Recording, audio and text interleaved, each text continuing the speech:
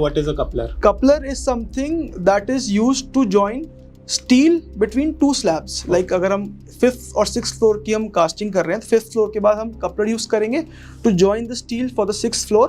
It is like an alternative to laps. जो lapse लगाते हैं हम स्टील को बाइंड करने के लिए एक साथ, तो आजकल कपलर यूज होता है. If I talk about long term impacts, so I think long term impact एक कपलर का ये होगा कि God forbid if there is an earthquake of a magnitude 7 or above, a coupler is meant to act like a steel.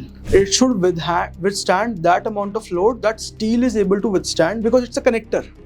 तो अगर उसकी strength नहीं होगी ज़्यादा तो अब एक पर्टिकुलर मैग्नीट्यूड के बाद वो कपलर वहाँ से फेल हो जाएगा and the whole steel will break from the connector point. Okay. It's like a what if. So it's not like it is having any impact in regular day-to-day life. It will not. But at that point where you meant to feel safe, you will still feel unsafe on the back of your mind. Like what if? So that what if element has to be crossed from site. Correct.